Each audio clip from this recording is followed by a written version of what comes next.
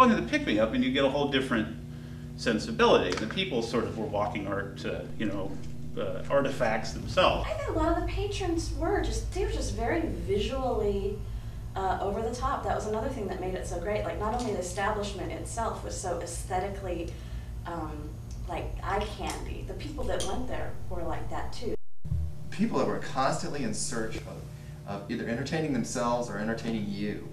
People were having a lot of fun with their heads in those days. There's a nice little healthy mixed nut kind of can of mixed nuts here, you know, and it was a great melting pot. It was sort of like Noah's Ark. There was like two of each. Artists, people who wanted to look like artists, and musicians, and people who wanted to look like musicians.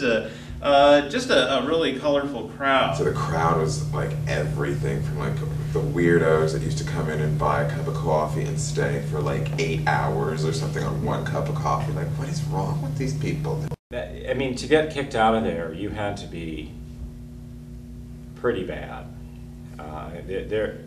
The tolerance level was shockingly high.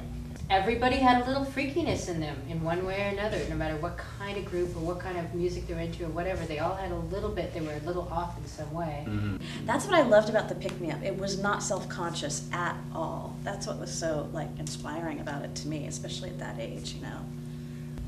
Everybody was invited, and everybody that was invited had better been open to everybody being open. Basically, it was just anybody who was kind of a free spirit and a free thinker, and people who wanted to exchange ideas and thoughts. And that's what made it so popular, and that's what made it work so well. It was this free spirit kind of energy that happened in that place. They were just the coolest people ever.